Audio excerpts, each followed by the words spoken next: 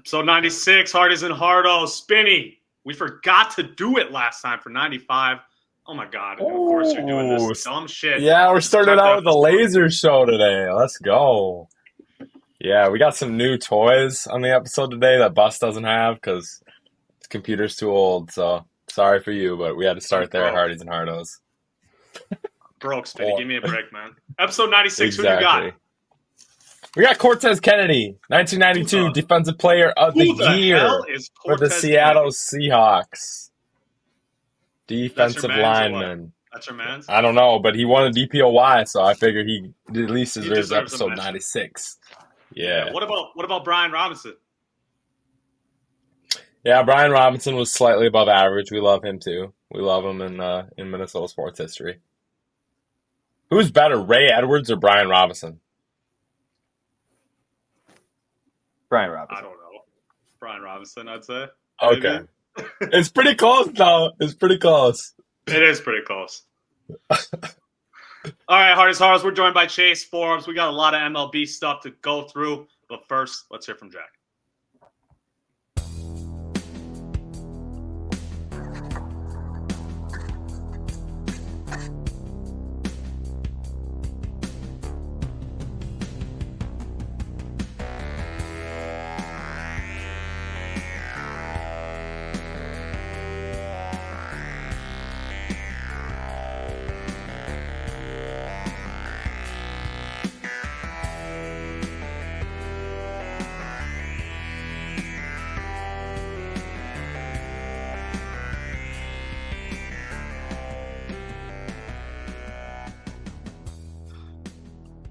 All right, we got to start off the Cortez Kennedy episode, the Brian Robinson episode, with some headlines. Shohei Ohtani, guys, he is right in time for our MLB episode here. He's involved with quite the story, to say the least. Bear with me, Hardies and Hardos. This story is a lot. So his interpreter, we are not going to name him because I don't think any of us on this pod can pronounce this man's name, so we'll just call him interpreter. There is a situation regarding money and gambling. So the story following the first spring training game for Ohtani and the Dodgers, ESPN reported that Ohtani's attorney said that the newly debuted Dodger was victim of a massive theft, and the thief was his longtime interpreter and close friend. At least $4.5 million was wired from Ohtani's bank account to a bookmaker in California. The first part of the story was that Ohtani helped his interpreter pay off his massive gambling debt. And shortly after that, they flipped the story to that Ohtani has no knowledge of the debts and had never transferred any funds. Okay, so there's been a lot of back and forth since the story has flipped. It led to Ohtani addressing the media actually just about an hour ago, which he came out and said that second story, that he had no knowledge of this, never transferred any money. He has never bet on baseball or sports in general, was his statement. There's a full 10-minute or so video where he just reads a prepared statement, doesn't answer any questions from the media. Go check that out if you want. This is definitely an ongoing story.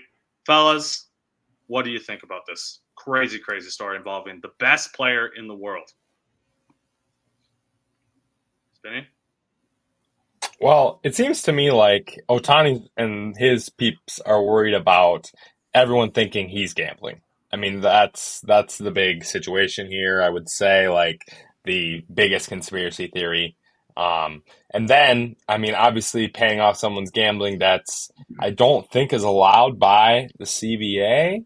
Correct. So I think he would be in trouble there, probably on a lower scale, but still not the best look that you want, especially with the big, like, woo against gambling. Like, nobody, like in baseball, that gambling's like, no one touches gambling. The Pete Rose and all that stuff. So, like, I think it's definitely something they're going to try to tread very, very lightly on.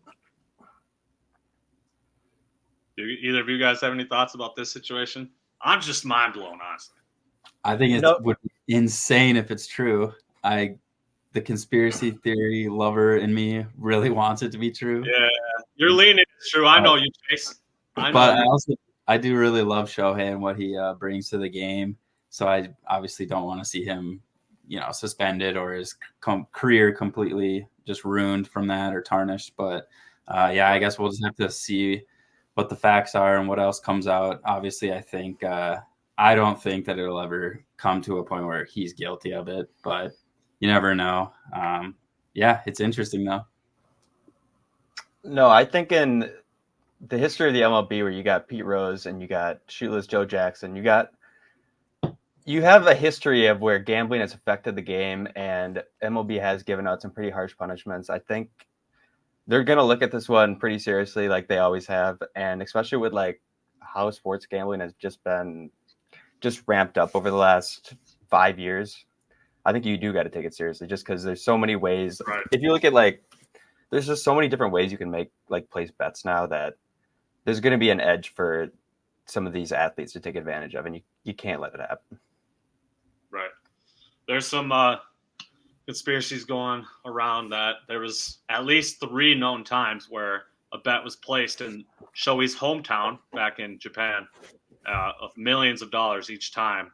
And each time it was involving a Shohei Ohtani game that he was pitching in. And so he had direct control in what was going on in the game.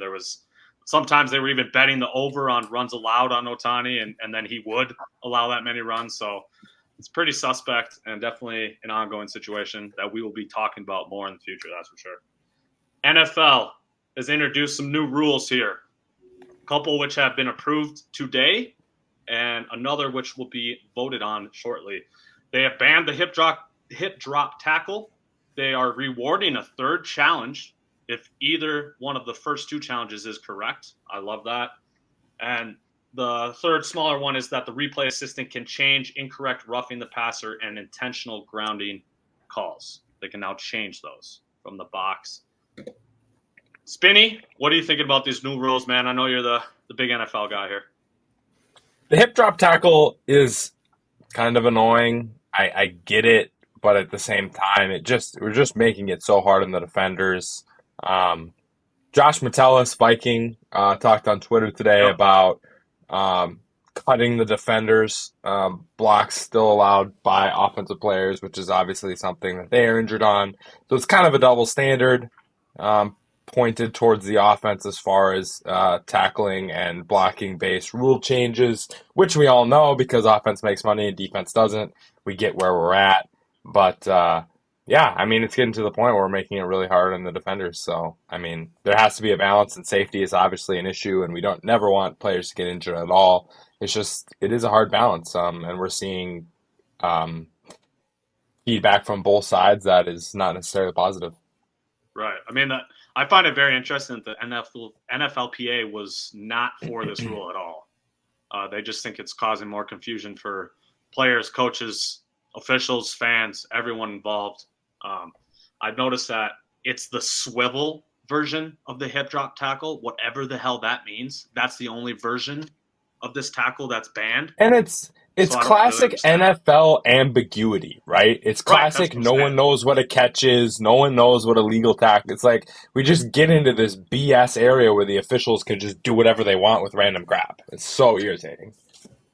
There definitely won't be any controversy calls made from this rule change. No, none of them. None at all.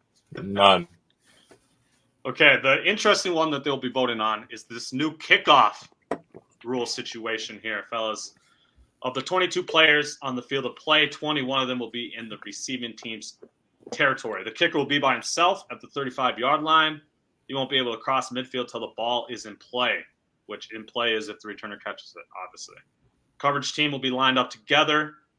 These other 10 players will be on the 40-yard line. Each player has to have at least 1 foot on the 40, and they cannot move until the play is live as well. So they are just straight up standing there. The receiving team can now have 2 returners. Most of the receiving team will be lined up at the 35-yard line, so 5 yards away from the kicking team. There's like a little zone from the 30 to 35-yard line that they can stand in between. There's a lot of little nuances of this rule, so I urge all you listeners to go look at the graphic. It's way easier to just look at a graphic of where these people are going to be lined up. But I kind of like it because now we're actually going to see kickoffs. What I don't like is these automatic touchbacks that are going to happen all the time from when people are kicking it into the back of the end zone. Now that ball goes to the 30-yard line instead. There's just a lot of weird nuances like that I'm not sure if I like. The biggest being the onside kick. Now teams can only do that in the fourth quarter if they are trailing, and they have to declare that they are doing it. So they totally gets rid of the surprise onside kick element. Spinny, you're shaking your Dumb. head. That's the only part of this rule I hate. Every other part of this rule I get because I think there's room for like pooch kicks and like some fun stuff like kicking it really high to the 5-yard line, seeing if teams will return it, trying to like do the punt thing where it's staying in the field of play. Like there's some cool things with that, but like the surprise onside kick is a huge part of the game. I like, and it gives like more of a comeback opportunity, which I feel like is something you want. But I think it's about a 90% good rule. I just wish there would be a way to fit the onside kicks in, keeping them still surprisable. Right. Yeah, that does make it tough. But you guys have any thoughts about this? I'm gonna have to readjust just because I'm always like doing stuff up until like kickoff for NFL games, and right. Kickoff's kind of something you can just skip right now because there's really nothing that's gonna happen. Probably gonna be a touchback 90% of the time. But now we're gonna get to maybe see a big play here or there, big hits. I think it makes the kickoff just a little bit more like watchable. So I like that as a football fan. Definitely. Yeah, more returns the better. I love that. I think I agree with Spinny though. The onside kick rule is kind of weird to me. I don't know why you should have to tell a team that you're doing it, and I don't know why it can only be in the fourth quarter. But whatever. They don't happen that often anyway, so I don't know. Only fourth quarter if you're trailing too. So like, right. Not that anyone kicks an onside kick when they're winning, but just another aspect of it. All right, last group of headlines we'll go through. March Madness. Fellas, there was 8 total upsets. If you don't include a 10 over a 7, then we had 7 upsets, I guess. Otherwise, we had 8 total upsets. All 1 and 2 seeds made the Sweet 16. That's only the 5th time in March Madness history. That's insane. NC State's the only double-digit seed in the Sweet 16. The next lowest seed is a 6th seed, and that is Clemson. So not a lot of upsets after these first 2 rounds. Someone's going to give me the shit. Give it to me. Somebody. That it's been a boring tournament? Because it kind of has. It's kind of been a boring tournament. It has been a boring tournament. I'm saying somebody give me shit about my team because I know you guys. Oh, that man living in your head? That man Jack living in your head. In your head. Rent free in your head. Why does he have to have my name? Like, I know. Little Jack, he's just coming around. You just see him coming around screens and just pulling up in your nightmares. You just see his coming around the screen pull up like all night long. Just 3 hours of sleep. That's all you're seeing in your eyes. 10 awesome. threes, Spinny. 10 of them. 10 of them. What are we talking about? We can't guard this man? You got NBA picks galore, and you're getting beat by a JJ Redick looking. Yeah, people out here think Reed Shepherd's a top 5 pick when he's 6'1" and can't even show up in the first round of a March Madness game. Get the hell out of here. I am so mad at Reed Shepherd. That man needs to return to college. He is not ready for the NBA. Get out of my fucking mentions if you think he is a lottery pick, because he is not. You see how timid he played in that game? We're talking Oakland, man. They weren't playing UNC or any of these other powerhouses. We're playing Oakland. And Reed Shepherd is going to be that timid after people were saying it, praising him that he's a top 5 pick in this draft. Bullshit. Reed Shepherd, be better. I can't wait for this guy to be the best lottery pick in this year's draft. So I can play that back for you. There's no way. There's no way. All right. Look at my headline, man. Fire Cal. I'm sick of this shit. Get him out of here. Give him $32 million so he can walk out the door. I don't even care. This is ridiculous. Classic Kentucky fan behavior going on right now. We haven't won a game in 5 years in the tournament, Spinny. Or no, we have 1 win in 5 years. That's what it is. Sorry. 1 win in 5 years, Spinny. Tell me that's okay from a Kentucky basketball program, the team that has the most wins out of any D1 program in the country. It's tough.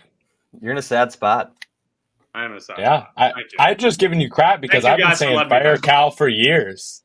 And now you're finally coming around. I've been saying it for years, multiple years. The entire existence of this podcast, I've said John Calipari should be fired.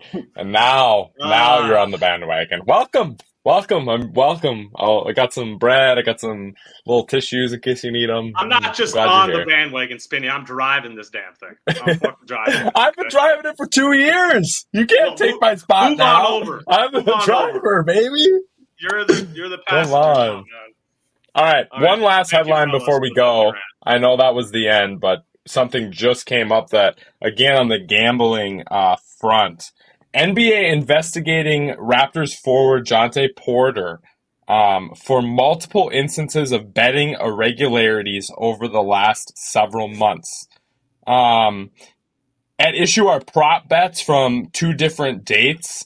One was January 26th against the Clippers, when Porter's props were 5.5 points, 4.5 rebounds, and 1.5 assists. And then also an over-under bet on his 3-pointers made. Porter played just 4 minutes in that game. And this bet was made just previous to the game starting. And Porter played only 4 minutes in that game and said he left to a re-aggravation of an eye injury. This has happened multiple times throughout this season. So it has been under an NBA. So basically, he's betting point shaving. He's point shaving. He's betting his unders and then leaving the game. Yep. Jontay Porter, I think that's Michael Porter's brother. I do believe that is correct. Michael Porter's brother. All right, fellas. All right. Why we are here? It is the MLB preview. We'll start with part 1. We're going to talk about some sleeper teams we think for this upcoming season, as well as a breakout player from both leagues. Let's start in the AL. Fellas, I'm going to say it. I'm pulling a fucking Spinny here. I'm doing it, Spinny. My sleeper team the Tigers. Is the Tigers. Spinny sleeper team from the last 2 years. I'm taking his reign. Do you get my headline yet, Bus? Do you get my headline now? Are you going to be – so you're a Tiger again? That's what it is? Yes. Broken record spins occasionally. The Tigers, we're picking them again. The Flaherty acquisition. Yep. Torkelson, one of the best players in the last month, 16 homers, 921 OPS after August 9th last year, as well as Tarek Struble. I never know how to pronounce it. Struble, there you go. He had an ERA of 0.9 in the last 5 starts with 45 strikeouts. So another breakout opportunity. Dark horse for Cy Young this year. A lot of people are dark horse for Cy Young, and hopefully Flaherty can get at least some essence of his old self back. Stay healthy. They brought in Kenta as well, so if those two can stay healthy, that would be nice for their bullpen. Their starting rotation. They did lose Eduardo Rodriguez, nice lefty for them, so that does suck. But and they do have one of the best bullpens in the AL. They do even last year, one of the best performing bullpens in the entire AL. And the only other thing, I had everything written down that you said, Spinny, except one thing you didn't mention, the weak division. The AL Central is the weakest division in the AL by far. It's going to be a lot easier for them to get wins as opposed if they were in a different division. Forbes, Chase, do either of you guys also have the Tigers? You guys have a different team in mind? I also had the Tigers. 3 for 3 so far. My main reasoning for that was how weak the AL Central is. I think they'll be able to compete in there, and then if they can just squeak out some more wins, obviously outside of the division. One comment though, Scooble, did you say he's the dark horse for Cy Young? I thought it was last year, Bus. You were telling me how trash he was, or maybe the last 2 years. No, I've never said that. Come on, never said that. Probably just wanted me to drop him so you could pick him up. Just saying that he's sitting there at like 5th or 6th best odds for Cy Young right now, at least according to FanDuel. Forbes, who do you have for your sleeper team? Well, should we go 4 for 4? No, I don't. I got the Mariners, and then I know they probably don't sound like a sleeper team, but I'm thinking more like deep into the playoff run here. Ooh, okay. They were 88-74 last year, third in the AL West. And they actually finished 11-17 in September. So they struggled down the stretch. They could have been a lot better, maybe even got into that AL West race. Sixth in position player WAR. third in pitching WAR, and they also added Jorge Polanco, bat to their lineup that they much needed, and they got Mitch Garver, former Twin. And Twins West in Seattle. Yeah, if that's what you want to call it back. And I think they brought back Mitch Haniger too. So nothing too sexy, but I think they're going to return a roster that's top tier. And Luis Castillo, George maybe Kirby, a little Logan Gilbert. I like that. Yeah, maybe a little breakout, like a MVP type breakout for Julio Rodriguez, and then they're right in that mix. Yeah, no, they're currently, you can get them at 20-1 to win the World Series and 9-1 to win the AL right now. But I like both. I like both of those. Jared Kelenic, that's another young guy who hasn't quite lived up to his prospect hype. If he could take a step for them, I can definitely see the Mariners' case for a deep postseason run this year. Breakout player, well, obviously, Torkelson's got to be in that mix for me, since I said the Tigers. But I'm actually going to comment on Hunter Brown, a guy who I thought would have won AL Rookie of the Year last year. He obviously did not. That is pitcher for the Astros. Interesting stat for him. He has a 26.8% K percentage, which if he would have pitched enough innings would have been 12th in the MLB, which is right around Garrett Cole and Zach Wheeler's numbers. So pretty impressive numbers from this guy's rookie year, at least advanced statistics-wise. And so I'm just thinking year two, he's going to take another step forward. And obviously being on the Astros, he's going to get a ton of run support, which will lead to a lot of wins. So I'm expecting Hunter Brown to break out this year. He is my breakout player. I have to say, when I was looking at this list, there was a lot more guys in the AL I felt that were young and I felt like fit this description. Given that, though, I'm going to go a little off the beaten path and go a little bit of a guy we may have never heard of that could be an above-average MLB player this year, and that is Michael Garcia for the Royals. Ooh, really? Let me hear this case then. I'm interested in this. Okay. This case is his minor stats were insane, hit huge power numbers. And then he got it up to the league last year and just 4 homers and a .358 slugging percentage. Not something you are necessarily looking for from your third baseman. But he was in the 93rd percentile in speed rate off the bat, as well as where'd my other stat go? And hard hit rate. Sorry.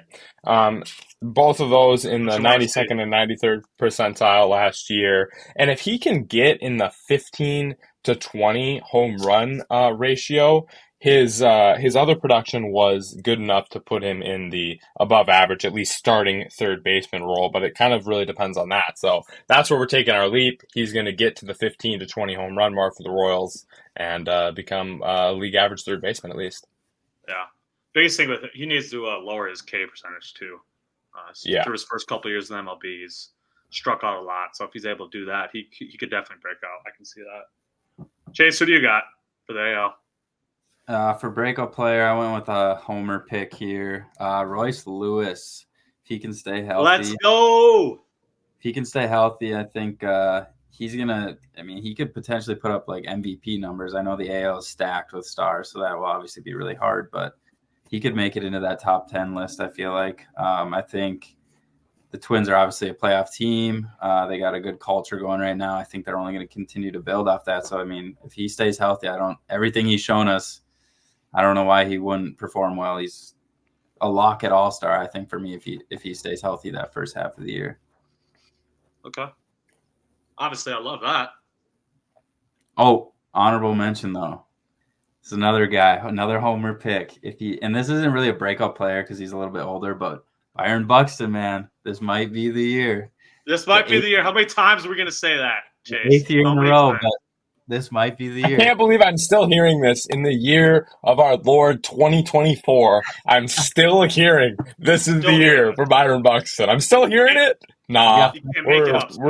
That Ben Dunn died like 3 years ago, bro. Come on. Forbes, round us out with the AL. All right, you mentioned him earlier, Fetty. I'm going with Spencer Torkelson. I actually think I said him last year. He finished the season super strong. batted 240, 320 on base percentage, 816 OPS, 20 home runs, 50 RBI. I mean, the dude was a monster in the second half. I think he'll just keep it going for this Tigers team. I love that. Just not Well, I against don't him. love it as a Twins fan, but I mean, former first overall pick, this is kind of what they expected Right. from him. yeah, Yep. exactly. He's going to live up to the hype this year. Let's jump to that now. Sleeper team. I am going with the Reds. Does anyone else have the Reds? I do. No. You do. Forbes does. I have the Reds. Forbes. This is my. Wow, this is my I'm the Reds only case. non-Reds? No, Chase doesn't have the Reds. Chase doesn't I do. have the Reds. Okay. I do. Oh, you do? Oh, Yeah. you're shaking your head Yeah. no. Damn. All right. Spinny, we'll make our Reds case, and then you can go. There's so All right. many young, intriguing options on this team, Spinny. Ellie De La Cruz, obviously, is a big name. You got Mac McClain, Spencer Steer, former Twin Spencer Steer. Jonathan India, name a couple bats of theirs. You got interesting pitching options, too. Nick Lodolo. They signed Frankie Montez. They got Andrew Abbott, Hunter Green. Let's see if he can take that step forward and live up to his prospect hype this year. They got one of the best closers in the entire Major League Baseball in Alexis Diaz. And this is also, just like the Tigers' argument, they are in the weakest NL division. I think the NL Central is completely up for grabs. I could see literally any single team winning it this year. That's why the Reds are my sleeper team. Chase and Forbes, do you guys have any points that I didn't make? I Did don't you really have much. mention? Go Did ahead, you mention Forbes. Frankie Montes Yeah, I mentioned that they added him. Yeah, that You was a did. big ad for them. and Nick Martinez? Yeah, no, I like Oh, those ads, okay. and just another young team. I think that's gonna, Right. I don't know, perform pretty well in a weak division. The NL Central isn't quite Yeah. as bad as the AL Central, but I mean, you look at top to bottom, it's not good. So Bunch of mid teams at best. I think the Pirates too. I mean, they're kind of in that same realm as the Reds. They're led by a shortstop, stud shortstop O'Neal Cruz. Obviously, he's come back from a broken foot or ankle or whatever he was dealing with at the end of last season. Key Brian Hayes. So they're in the same type of ball with all these young, intriguing options that they have high draft capital on if they're able to finally live up to that hype. Spinny, who was your sleeper team though? My sleeper team is the San Francisco Giants. Okay. San Francisco Giants, I have as a legitimate playoff team, the Snell edition, along with Logan Webb. I think that will be a great front two of your starting lineup or your starting rotation for most of the season. And then they will get Robbie Ray back midsummer. So from his Tommy John surgery. So that will be a good trio if he can come back and be productive, especially late in the season. Young-Ho Lee, one of the top Rookie of the Year candidates in center field, leading off for them, as well as Lamont Wade and Soler. They were 24th in runs scored and 26th in OPS last year. That is something that obviously we need to see some improvement in. But even if they can get in the mid-tier range of the league in those two categories, I think their pitching will be enough to carry them, and they have a solid above-average bullpen coming in from last year as well. So I like this team to be productive and make the playoffs.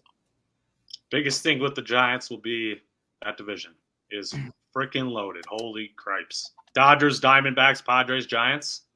Obviously, you got the lowly Rockies in that mix too, but those four teams are all very good. Breakout player. I'm going to go. I have two written down. Let's just go with Michael King of the Padres. He was kind of in a relief and a starter role last year for the Padres.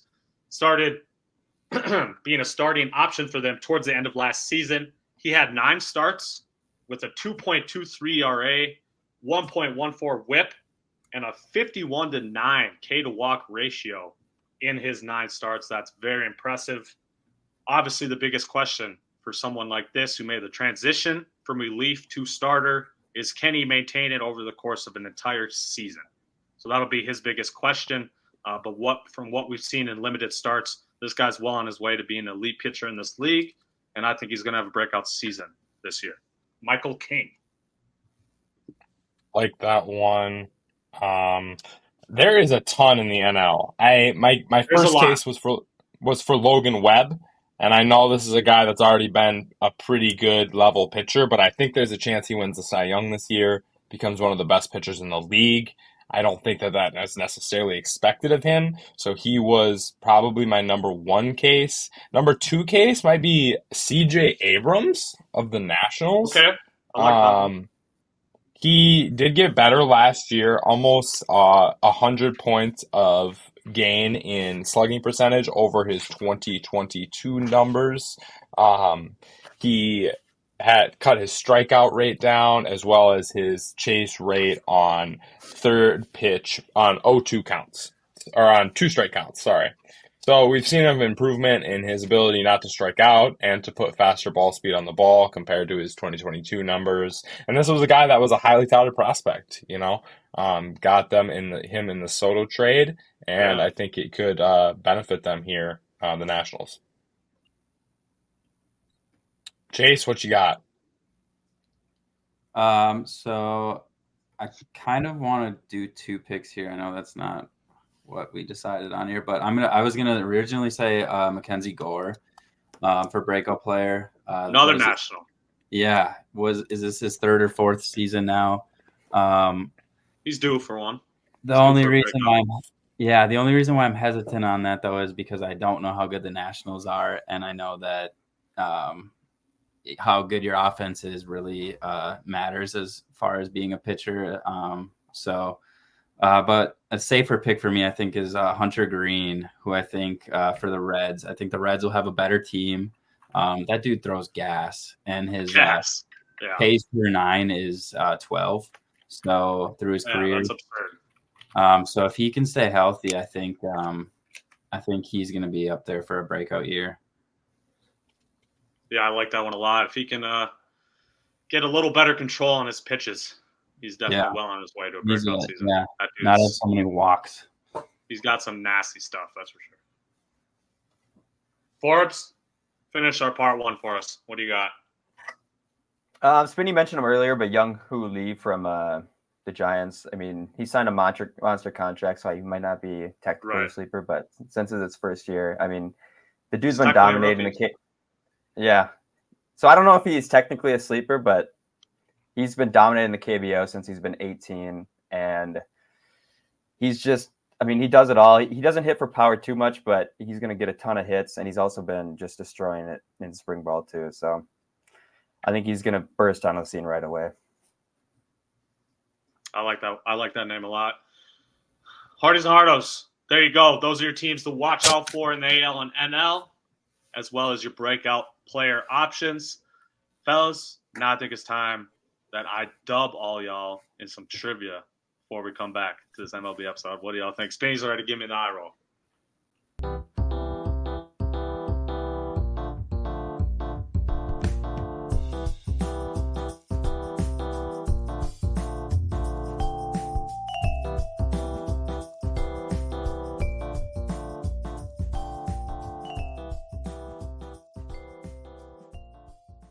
Forbes, you come in 2 points down from Mike Brown for the guest lead in trivia. So you need 3 points to be back on top of the guest standings. That's huge. I will start. A lot of pressure. We will go clockwise around. Me, Spinny, Forbes, Chase. My easy question. Last year's runner-up for MVP. You can name either league's runner-up. You only have to name one. That's it.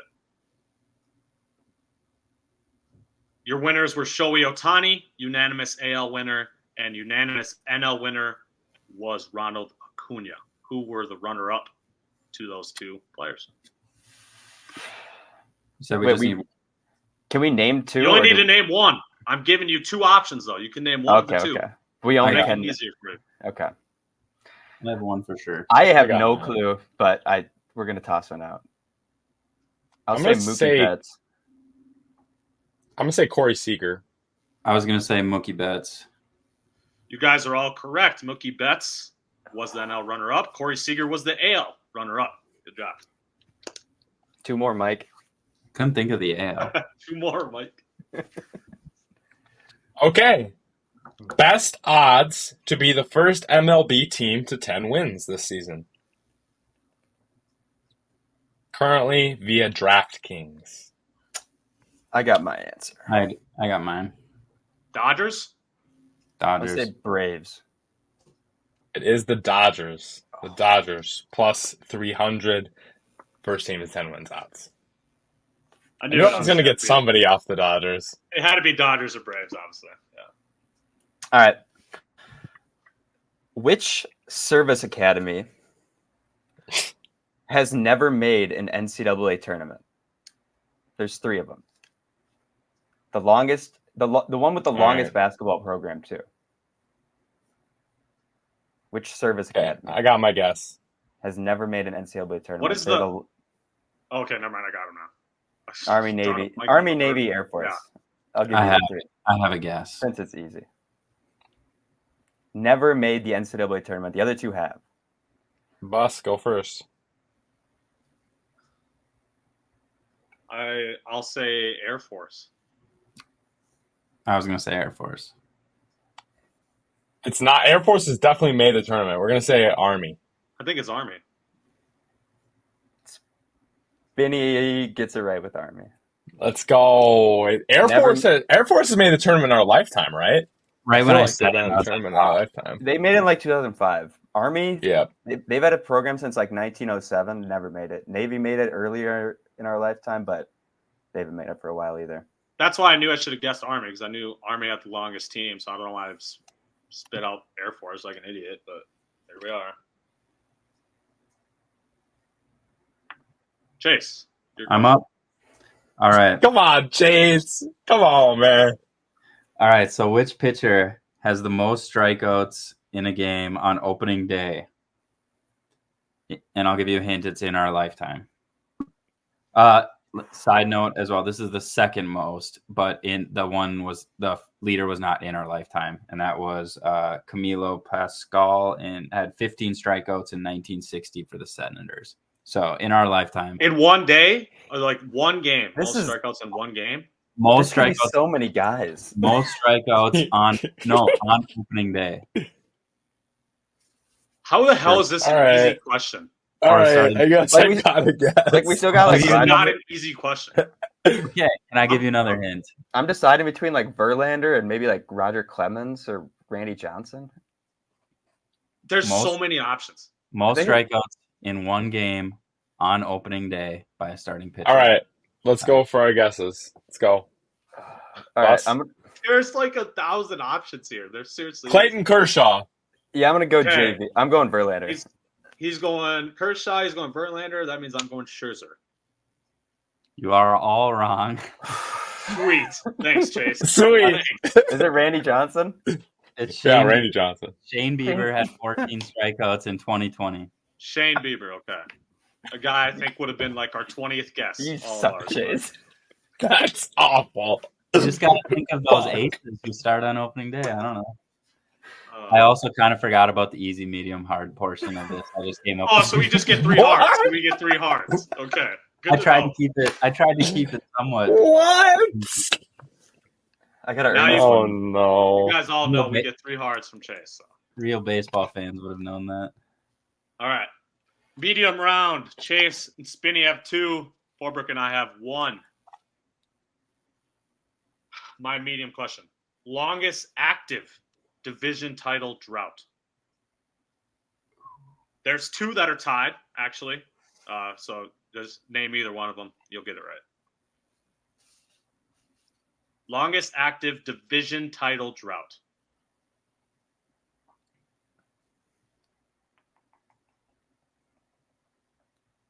All right. I got my guess.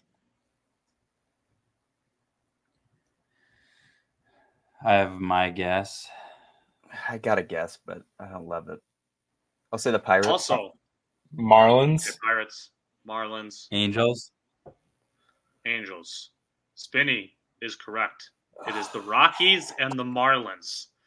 God, Bonus Rockies point. was the one I was deciding. God, Bonus damn it. point for all of you guys can guess. How many seasons has it been since the Rockies or Marlins have won a division title? Just got to give me a number. If you get it right, you get another point. 23. Spinny, 14. 23. How many 14. years? How many years has it been since those 2 teams have won a division title? Whatever 2006 was. 18. 18, Incorrect. Chase. Incorrect. It has been 31 seasons. Damn. Yeah, those two teams. So the have- Marlins, when they won didn't they win Marlins win the World Series in the Like, early oh, 2000s, and wild card they didn't win the Wild card division? team. Damn. Wild card team, yes. So when the Rockies Wild. Rockies lost to the Red Sox, I think they were wild card too. Rockies did not lose to the Red Sox. They made it to a World Series with Matt Holliday. Well, either way, Pretty sure that was were the Cards. Clearly not a division title. So, and I'm pretty They're sure not that's the also the Cards. All right, Spinny. Moving on before Chase confuses us even more. Who has the best odds currently, according to DraftKings, to win reliever of the year?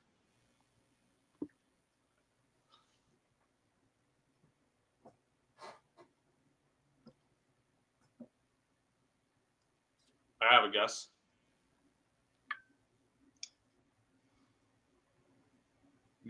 Immediately second guessing myself though. I got one, but I don't like it either. I'll throw one out. All right, let's hear it. I'm gonna go Emmanuel Clase. I'm gonna go Duran. I'm gonna go with Josh Hader. Wrong across the board. Answer at plus 300 is Edwin Diaz. Best Damn. odds for reliever of the year. So Thought you about just gonna wasn't he out all of last season? Yeah. So they just think he's gonna come back and dominate right away? Yep. That's not happening. He's on the Mets still, isn't he? Yep. Yeah, that's not happening. Figure it out, DraftKings. Just get pissed. All right, Forrest, what's your medium question? All right, mine. I think this is too easy, to be honest. We're gonna change it a little bit. It'll be a two-parter, point for each. We'll stick with the NCAA tournament, and we'll go to the women's side. Which women's program has the most titles in D1 basketball? I have an answer, And how many for the second point? but it's probably wrong. It's between. I have a guess. It's between You don't need to tell us who it's between. I think the number. for knowledge, yes, we should know enough. No. Yeah. Okay. Chase, you guess first because I feel I'm like gonna you're the say- least confident in this guess. I'm gonna say UConn. I'm gonna say what was the second question? Titles? How many? How many How many? titles? Is it 10?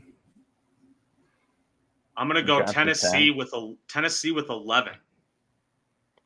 We're going to go UConn with 12. UConn or Tennessee, it's got to be one of those two, I feel like. All right. You each get a point. We all get a so point. it's 11. It's 11 and it's UConn. It's UConn and it's 11. Yep. Okay. So I think, Chase, you said 10. Spinny said 12. Yep. Us said 11. And then, Yeah, so Yep. we all get a point. Correct. yeah, that might have been a little too easy, but oh well. With the titles one number You made it good. Yeah, and you were even trying to give us a hint. I had to stop that real quick. It's like, Sure no, did. we don't need a hint. You guys are close. All right. So which player broke up a record of 81 no-hitters with a home run? And I'll give you a hint. It was a leadoff batter. Okay, I need that question one more time because I don't know what we're. Which player broke up a record of 81 no-hitters with a home run? So he broke up no-hitters by hitting a home run. 81 times in his career? The hint was that What? he's a leadoff batter. Yeah, I was gonna say he has to be a leadoff. He's just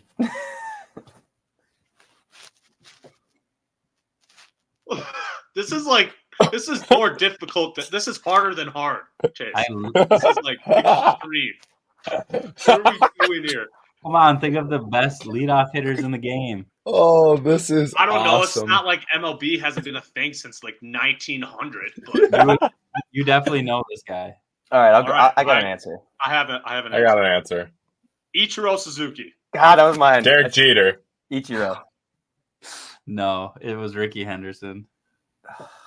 Oh, Sweet. okay. We should have- I guess. we should have asked for Thanks for the lifetime. Ricky Henderson stat. We might have to have a, Ricky. we might have to have a second segment after this on a redo of trivia. Appreciate I'd have to appreciate be- the Ricky Henderson stat. Teach Chase how to Figure out trivia question segment Literally with Google me next episode. God, I need to get a hard trivia. question right to All pass right, Mike. Forbes, you still are behind Mike, correct? Spinny No. has 5. Chase has 3. I have 2. Forbes has 1. Spinny's kind of running away with this one. I was expecting softballs from Chase. Instead, he's throwing flamethrowers. Yeah, I feel like I'm really getting pitched at by Randy Johnson right now. worried about Sections. this last one. I'm that stupid. Right. I'm that bird that ran with Randy Johnson. Randy Johnson's the pitcher, and I'm the bird right now. Okay. Longest active playoff series win drought. What team? 2 points. How many seasons is the third point? Longest active playoff. Any win of the drought. 4 majors you're talking, or you're talking baseball only? Oh, sorry. I'm still MLB only, yes. Okay. Longest active playoff series win drought in the MLB. You get 2 points if you name the team correctly, 1 point if you name the amount of seasons correctly.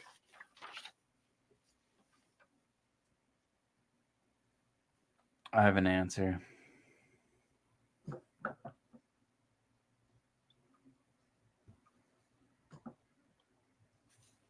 All right. Are we ready? I'll go first. Mine's a crapshoot, so Go for we're it. gonna go. We're gonna go Mets, and we're gonna go 14 seasons. Chase. I'm gonna sound so stupid if they won a playoff series last year, but I'm gonna go with the Mariners and 28. Forbes. You said playoff series drought. Win. So Playoff series win drought. win droughts. So not just one game, the entire series. This team hasn't won a playoff series in blank amount of years. Years or we'll say A's 14. Okay. Chase, you are an idiot because not last year, but 2 years ago, the Mariners did win a playoff series. So I apologize. It is the Reds. Many of our sleeper teams, the Reds. It has been 28 seasons since they have won a playoff series. 28. Believe it or Is that a not. point for Chase? Hell yeah. Did he say 28 actually? He Yeah. did say 28. Oh, he does get a point. That Let's is go. correct. If Chase wins this trivia with his bum-ass questions, I swear it'll be the biggest asterisk trivia win of all time. Should I hand out a bonus question right now? I'm feeling nice today. I'm handing out bonus points left and right. What is the only team in MLB to have never played in the World Series? There's only one team. According to this beautiful site I'm on, yes.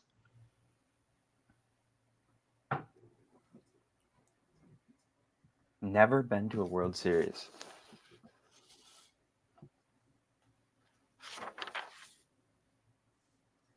There's only really one team that comes to mind, but I feel like they've been to a World Series. All right. I got my guess. Does everyone have a guess? This is a bonus point, so don't think too long on it. All right, I got it, I think. All right, I got I would 18. guess, but it's definitely not right. Go ahead, guys. Bus is being a rat, so my guess is the Reds. That was mine as well. I'm gonna say I'm completely wrong. I'm gonna say the Padres. You guys are all incorrect. It is the team Marlins? Chase just tried to guess. It is your Seattle Mariners. Have never been to the World Series. They've been a franchise since 1977, which puts it at 47 years, 47 seasons they've played without a World Series appearance. The only other team that just recently left this unfortunate club to be in is your Washington Nationals in 2019 when they won the World Series. Otherwise, up until that point, the Nationals were also in that club. Your second longest is the Pirates at 44 seasons. It's been since they've been in the World Series. Yeah, Mariners. Only team to never make the World Series. That's crazy. Another baseball odds question for you. My hard question. Manager of the year odds. Best odds for it are plus 550. Who is it? Say it again. Odds for manager of the year according to DraftKings. Best odds currently right now today are plus 550. Who is it? AL or NL? Ooh, this is NL. You had to think about it. I got my answer. Perverts. I'll just throw one out there. Yeah. What if we don't know their name? Tough. Can I get 1 point? Gotta know their name. It's a hard question. Can I get 1 point if I name the team? I was gonna give you that, but since I gave you it's an NL, I cannot. I thought Manager of the Year was a both league award, so that was I don't know not any stupidity. names.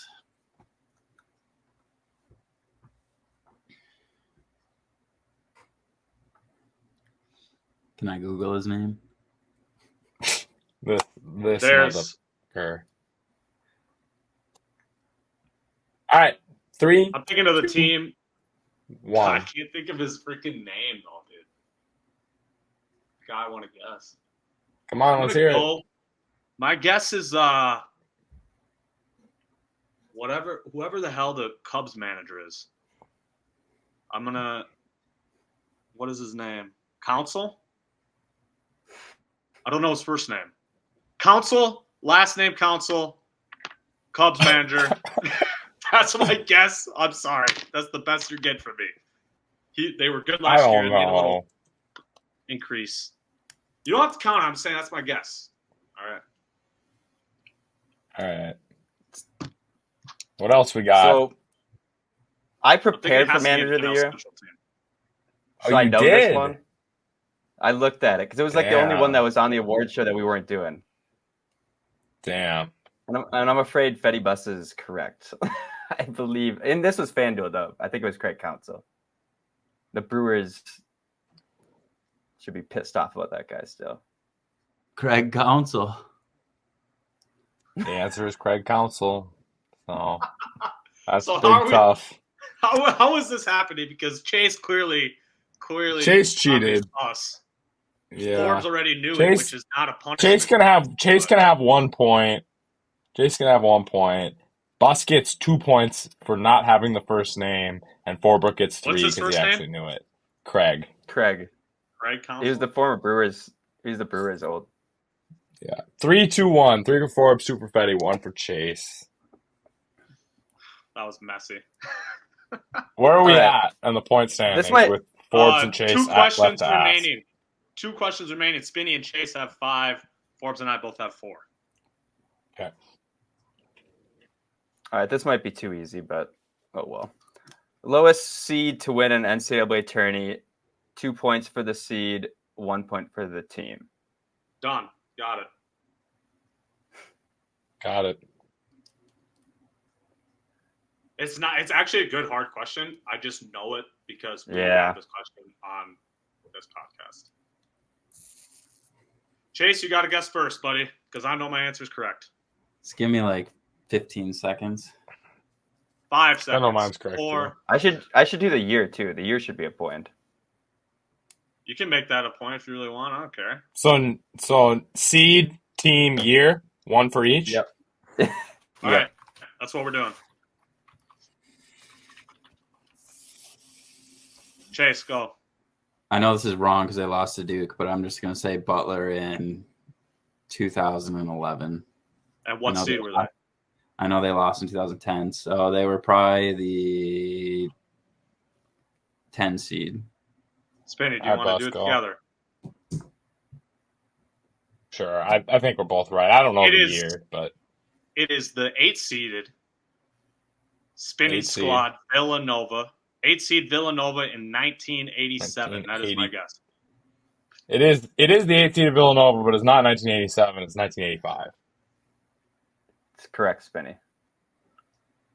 It was 85. Yep. Yep. Raleigh Massimino, baby.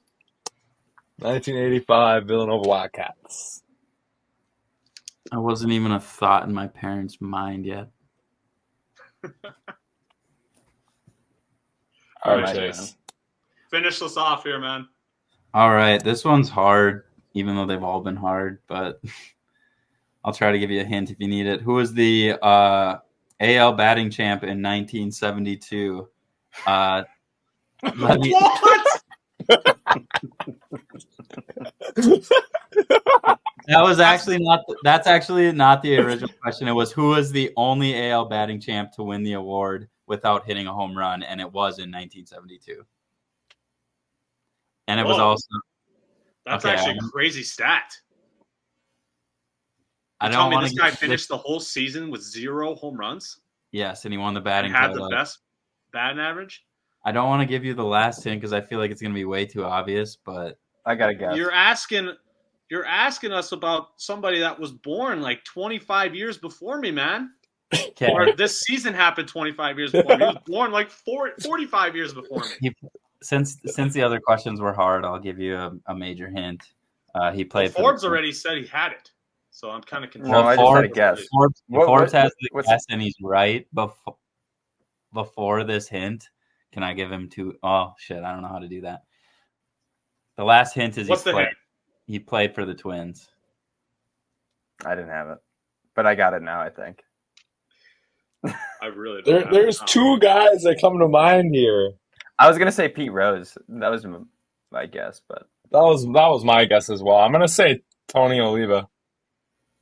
I'm gonna say Rod Carew. Definitely not Tony. It's definitely not Rod. Can I just pick a pitcher? You can do it. How did he win the batting title as a pitcher? He Pick did it. Lyman That's the whole Bostock, point. Bus. Yeah, Lyman Bostock, Yeah. please. that's 'Cause my he- guess. Could have That's been my him. guess. Rod That's my Carew. guess. Well, there you go. It was Rod. What? Rod had 0 dingers in a season? And Sorry, won the I don't batting believe this title. shit. I don't believe this shit. You can fact check me, but I'm pretty sure. Rod Crew Did Forbes stats. just catch me? No. 19. Oh yeah, he did. Wow. OT? Yeah.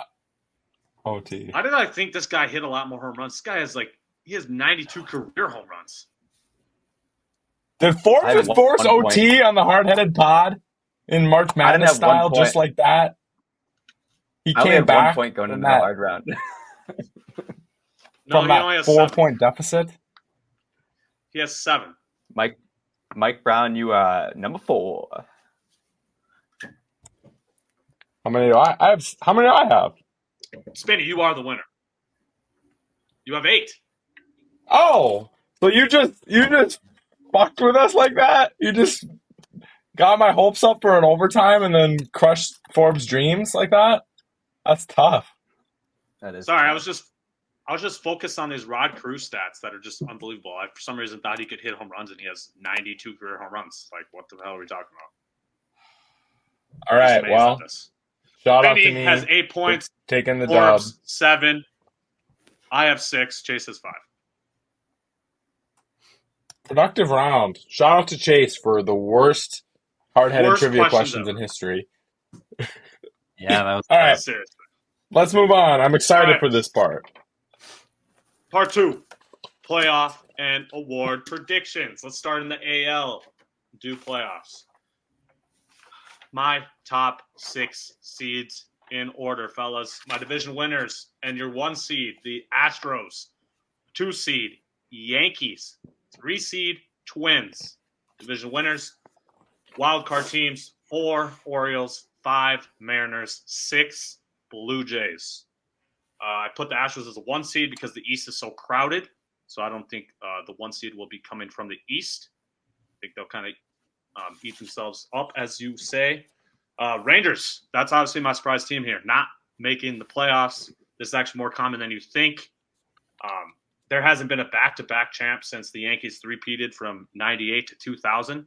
So there hasn't been a back-to-back champ since 2000. Since 2000, half of the World Series winners missed the playoffs the next season, including all 3 of Bruce Bochy's former teams.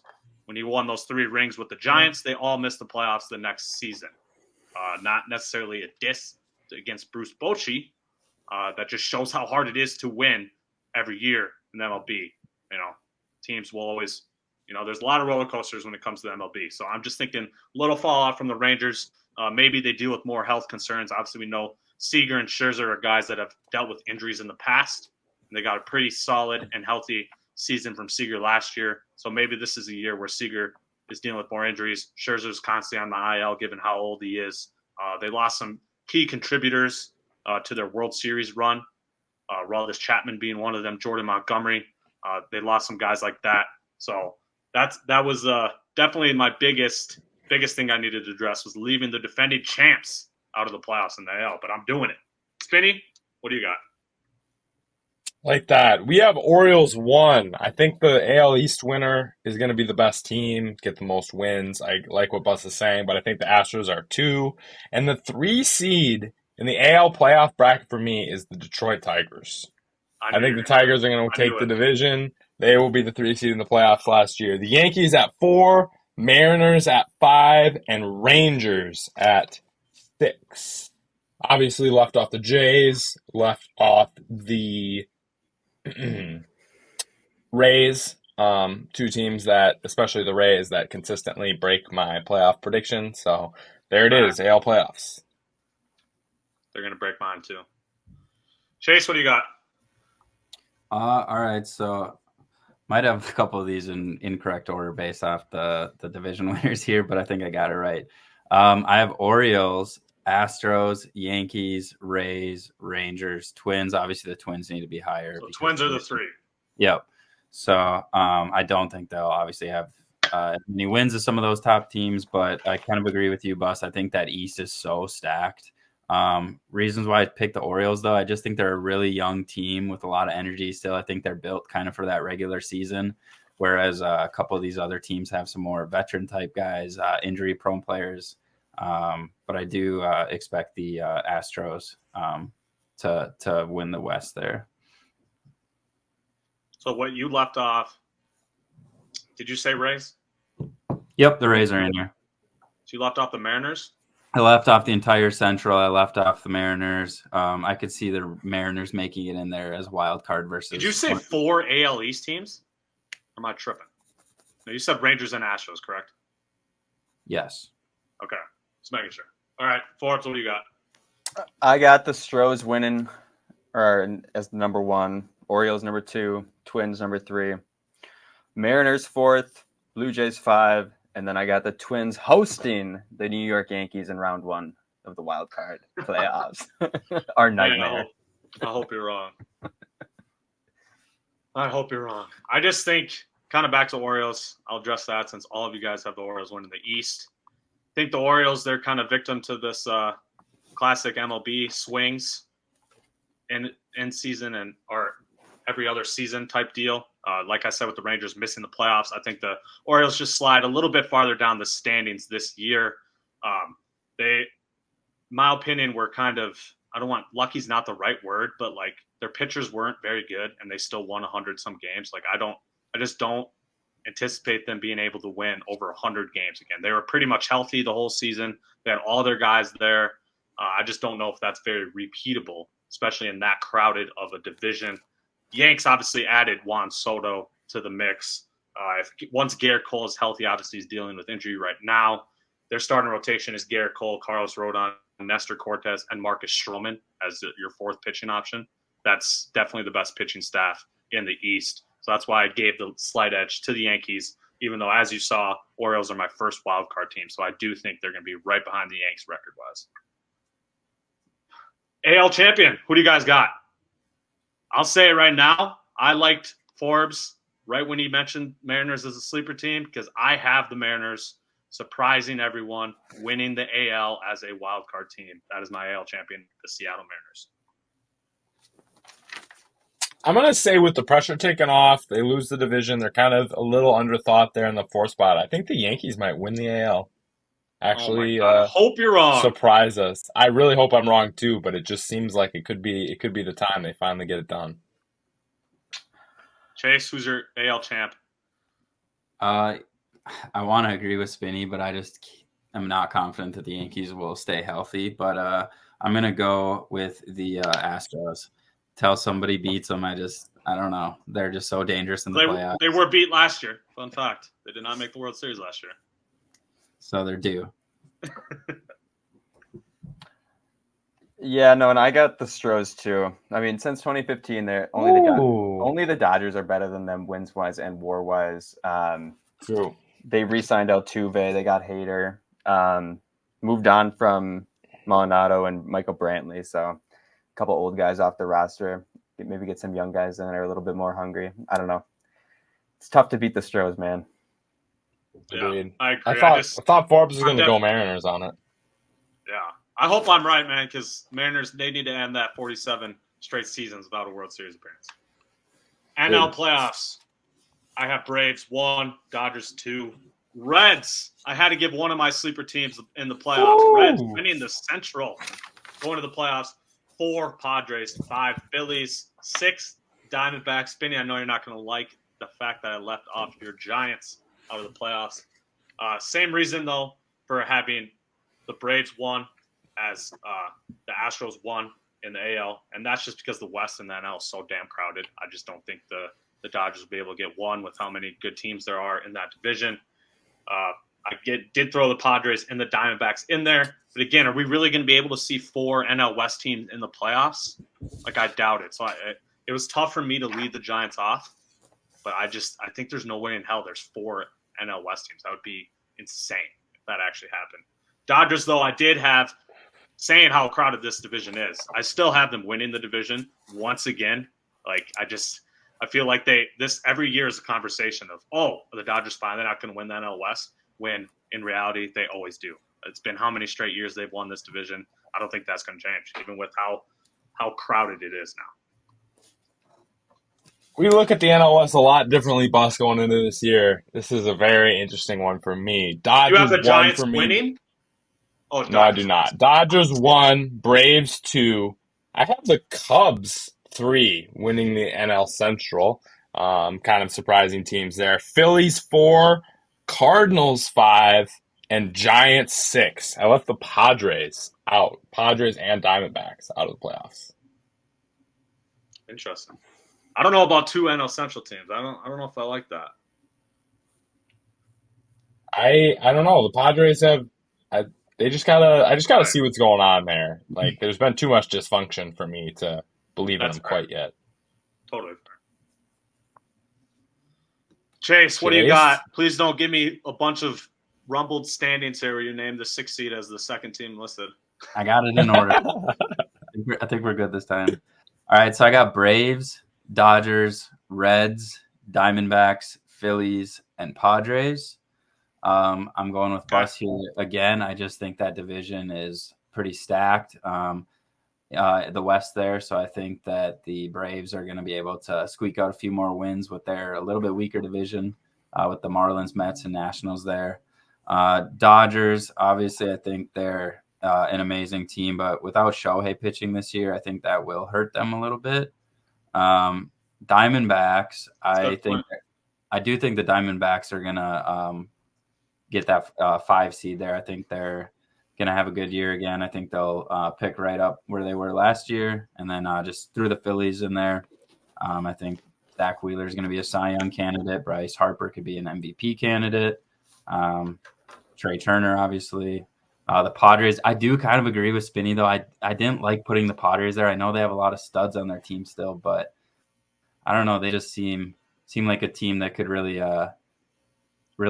just kind of, when they get down in the dumps, they just, I don't know, bad attitude guys with Machado.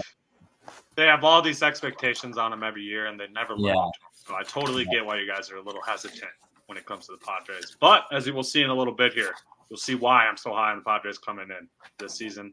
Forbes, what do you got for the NL playoffs? So, 1 and 2. I got the Braves over the Dodgers, but I can see that going either way just because, clear cut, those are the 2 best teams. I have the Cardinals number 3 winning the NL Central. I like it. I like how they added Sonny Gray, top of their rotation. Arenado and Goldschmidt had bad years last year. Hopefully they can make a little bit of rebound.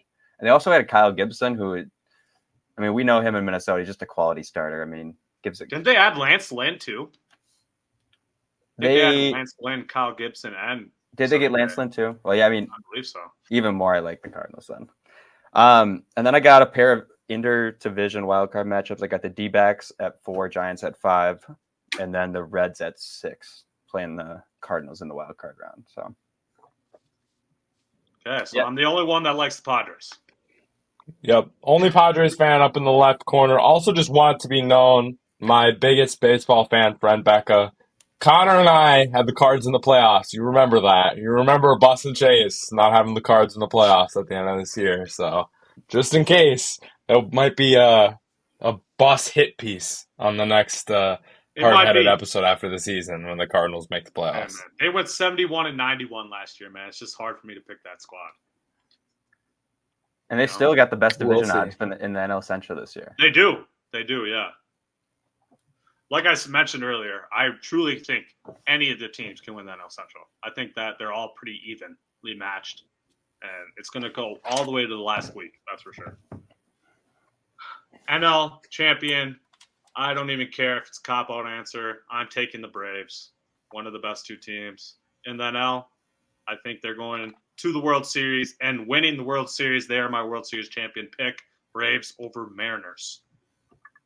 Braves over Yanks for me. Braves finally break her through and get her done. Taking the Braves, too, to win the NL. Ooh. Braves or Yanks? Or who'd you pick in the AL again? In the AL, I had the Astros. I think the Who's Astros. winning the World Series then? Braves or Yeah. Astros? The Astros. Okay. Another ring for them. Yep. Dynasty. This one's tough for me. This- We're going Yankees over Dodgers. No! Yankees? Yeah. Wow, Forbes. Yankees, Dodgers. You picked the I think they're going to most struggle. hated teams in America. I think the Yankees are going to struggle early on, and then second half of the year they're going to be monsters, bring it into the playoffs. They're probably not going to win the division at that rate, but they're going to be a force. Also, all I'm saying, watch the Giants if Snell, Webb, and Ray all three perform at the level that they can. That's a sleeper team to make and win the World Series. For sure. I get your hype on the Giants. I am just down on Blake Snell this year. As we know with Blake Snell, he is here and here. He's at the top. No, you're right. At the bottom. But I think but I'm this is expecting the kind bottom of there. this is a very 2011, 2013 Giants-y team. You know it is. They got the pitchers that are kind of like we don't know, but the top end's really good. They got a couple random hitters that could be great, but their lineup's kind of their weak point. Bullpen's pretty good. Like it's just the script seeming like it's coming together for the Giants It's just this the year. script. God damn it, Spinny. All right, let's finish off with some awards. We're only going to go through MVP, Cy Young, Rookie of the Year. MVP in the AL. It's going to go to this guy who I have a very, very strong love-hate relationship towards because of his inability. He's not winning. He is not winning the MVP. His inability to get me a fantasy baseball title. Juan Soto will be my MVP pick until he finally gets it done. He is obviously absolutely going to feast in that little Yankee Stadium, considering he's a lefty. Obviously, he hits home runs all over the field, not just right field. He's not a true pull hitter, but still, he's going to absolutely feast in that stadium, and tons of run opportunities and base on ball walk opportunities as well, obviously, especially when it's probably going to be Judge and him back-to-back in the order. So, Juan Soto, your MVP. Buss is just bitter because I won a fantasy baseball championship before him. Yeah, Juan I am, Soto's okay. not winning Okay. MVP. The MVP winner from the Mariners, Julio Rodriguez, wins AL MVP. Okay. Chase? I'm agreeing with Buss here. I got Juan Soto. I think that he's just going to rake at Yankee Stadium, and I think he's going to get obviously, they got a good pitching staff there, too. So, I mean, I think he's just going to put up numbers.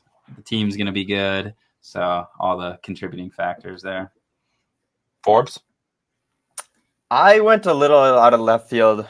Not a little out of left field, but we're going to go Gunnar Henderson for the Orioles. Ooh, Okay. He's a sleepy. Monster rookie year, and I don't know. If the Orioles are going to be good, he's going to be a monster, I think. So, Like that.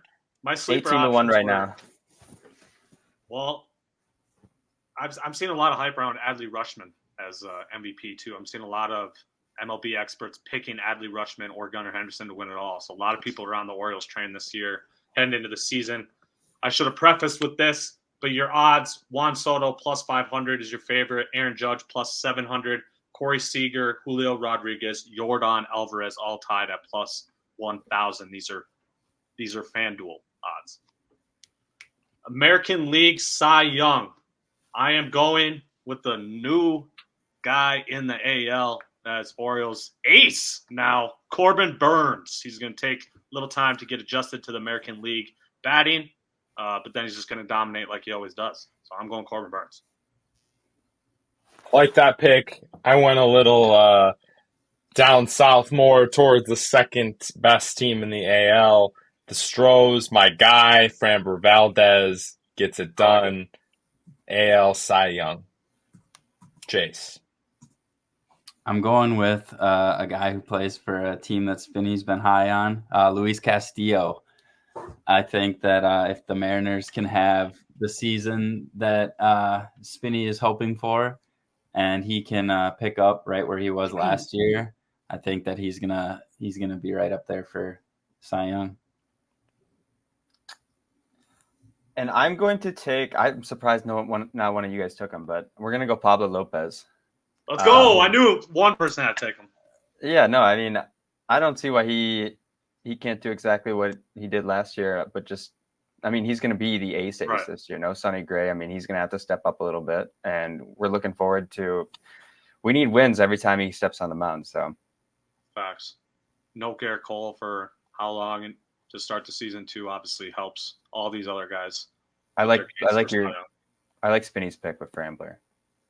I really do. Corbin Burns plus 800, Luis Castillo, Kevin Gausman, Pablo Lopez all tied at plus 850. Tarek Skubal comes in next at plus 1,000. Framber Valdez plus 1,100. Cy Young. Rookie of the Year. This time I'll actually preface it. Wyatt Langford, Rangers, plus 250. Evan Carter, also on the Rangers, plus 320. Jackson Holiday on the Orioles, obviously, plus 470. I'm going Wyatt Langford. He's actually starting the season in the majors. I don't know how long it's going to take Jackson to get up. I would imagine not long, because he's obviously going to absolutely rake, being the number one consensus prospect in all of majors. He's obviously going to rake in the minors, forcing the Orioles to call him up. But I just like the fact that Langford's making opening day roster. He's going to be able to put up numbers from the get-go. And he was an absolute stud in the minors last season. So I'm picking Rangers rookie, Wyatt Langford. Same for me. Same reasons. Bus basically quoted my note sheet. Great minds think alike, Chase. Spinny. Ditto. I had Wyatt Langford too. I just think he's already been tearing it up this spring, and I think the Rangers obviously have a great team. Got a lot of good players around him, so he's gonna. Yeah, I don't Forbes, see why. you got anything different for us? Of course I do. I don't like this group think. I'm going with Jackson Holiday. I know. Just because I Like hopefully he comes up a little bit earlier and has a big. I'm high on the Orioles this year, but they're going to need a guy like him to. MVP and rookie of the year on the same team? Okay. Why not? Why not? I'm He is gonna a stud. Let's go to the NL, boys. Twins Let's go to the 2006 NL. vibes. That would be crazy. That was hot. That'd be hot. NL MVP, Ronald Acuna, favorite to repeat, plus 500. Mookie Betts, plus 650. Freddie Freeman, plus 900. Shohei Ohtani, plus 950. I'm going a guy I didn't even name.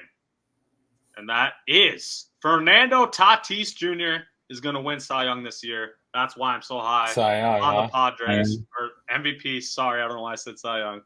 He is finally starting the season fully healthy and without any off-the-field bullshit that he's been doing these last couple of years. We know this dude is an absolute monster.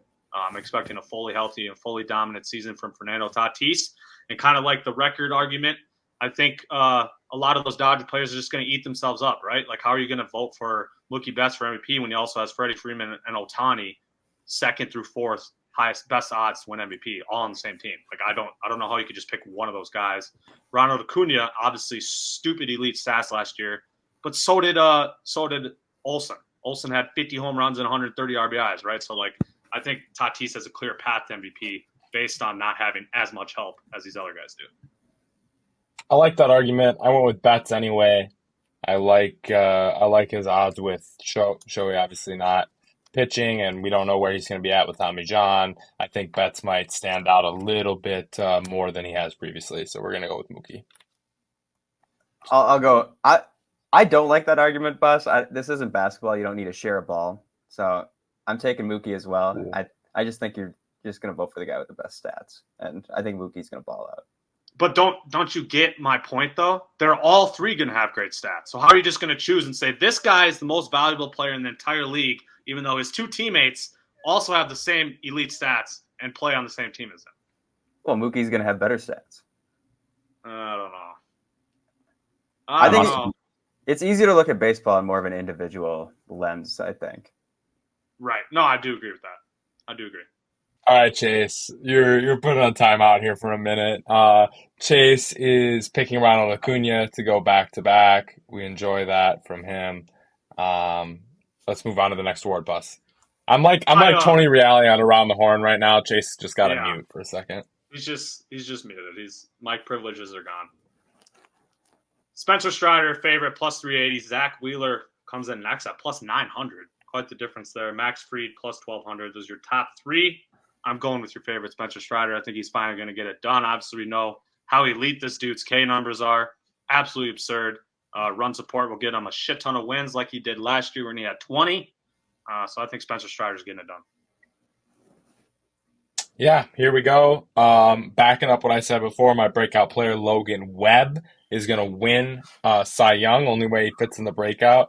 I love it from him this year. I think he's got it in him, and we're going to see a good Giants team led by his pitching. So we're going to go Logan Webb. Let's see if Chase can work his way out of timeout here. I'm going with Spencer Strider as well. I don't really have much to add from what Bus said. I just think he's going to be on the best team in the NL. I think he's going to pick up right where he left off last year. Yeah, no, I got Spencer Strider too. I think he's one of the kind of elite pitchers in the NL group. I don't think there's anyone even close to his level right now. The AL looks a lot tougher for Cy Young Award, I'll have to say. Logan Webb, 15-1 odds, Spinny. So you got good odds there for your mans. Yeah, bet that, people. But if you're betting people, bet that thing up.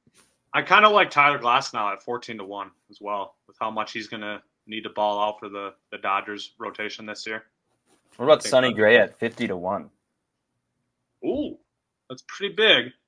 You would obviously have to put up crazy numbers with a guy like Wheeler and Strider, both in the same league. But final award, National League Rookie of the Year. Yamamoto, plus 250. Jackson Chourio, plus 550. Jung Ho Lee, plus 650. I'm going to go Jackson Chourio. I can kind of anticipate a similar immediate impact type of player like Corbin Carroll from last year. That's kind of what I see with Jackson Chourio. So that's the main reason why I'm going there. I did want to pick Yamamoto, but I think it's going to take some time for him to adjust to the MLB batting. Otherwise, we know how elite of a pitcher that guy can be. I just don't know if that's going to happen his rookie year. So I'm going Jackson Chourio. Yeah, I went with Yoshinobu Yamamoto. 17-6, 1.16 ERA and 170 innings, 175 Ks and a WHIP under 0.9 in the Japanese league last year. Only 2 home runs allowed, had 3 no-hitters as well. So there's some top-end upside from him. So I think that's on the Dodgers especially. I think that's where we're going with Rookie of the Year. No arguments here, Spinny. I'm going with Yamamoto. I agree with Bus, though. I do think he will take a little time to develop here, get used to the MLB, but I think having Shohei Ohtani there will help him, honestly, a lot. So kind of mentor him a little bit. Yeah, no, I got Jung-Hoo Lee for most of the reasons I said earlier for my sleeper. Right. Dude's just been balling out in the Korean League, and in spring training he's going to be a monster, I think. Also, Max Meyer, I see, former Gopher, 40-1 for the Marlins. And there's also a guy by the name of D.L. Hall at 40-1 for the Brewers. I've never seen D.L. to start like a first name. So it's D.L. not even like Hall. It's not caps. even no periods, not Nope. D period L. DL. So I'm gonna Let's keep an go, eye on DL. that guy. Love That's that. hilarious. All right, fellas. We appreciate y'all coming on, giving us your MLB knowledge. I know I'm going to be the only one with correct picks here, so I'm sorry, but it is what it is. Spinny with the eye roll once again. Says the guy with the worst history of MLB picks on this pod. Well, I kill this every year. I kill it every year. That's why you mute your mic. You're scared. You know it's true. Nah, worst picks in the history of the pod on this show belong to Fetty Buss, and we all know Long it. to But Spinny. it's okay. We all know this. Oh yeah, muted. Yeah, that's the Tony Reality move right there.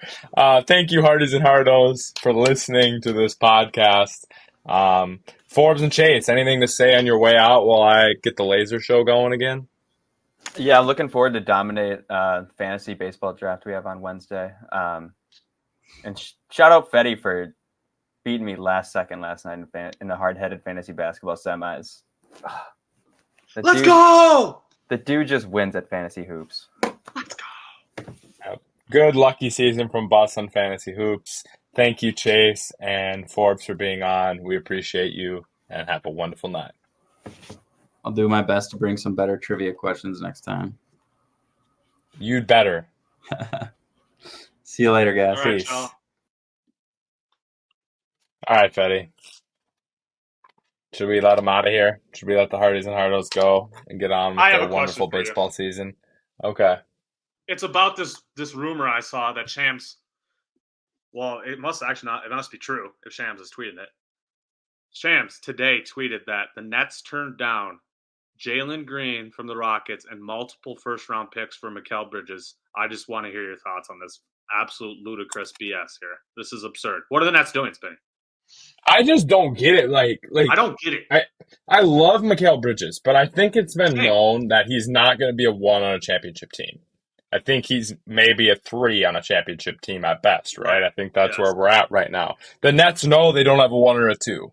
So you get a guy in Jalen Green that maybe is a 3 on a championship team. It's questionable right now. And then you get a bunch of picks from a dysfunctional organization that could definitely end up being top picks to get those top level, top 5, top 10 guys that you need to be really successful in the NBA. So just from like a running your franchise perspectives, even if you love Mikal Bridges, I just don't get why you would not do that. Just value-wise, it just isn't there. It literally makes All right, no Hardies sense. and Hardos. I will never understand this shit. Just never gonna understand it. No. All right, Hardies, organizations are appreciate so y'all dysfunctional. tuning in. Always appreciate y'all. Keep tuning into this March Madness. It's wild. Not a ton of upsets yet, but we all know Houston's going to win it all because that's what I have. So, come on. And Bus gets muted to end the episode. Thank you, Hardies and Hardos, and have a wonderful night.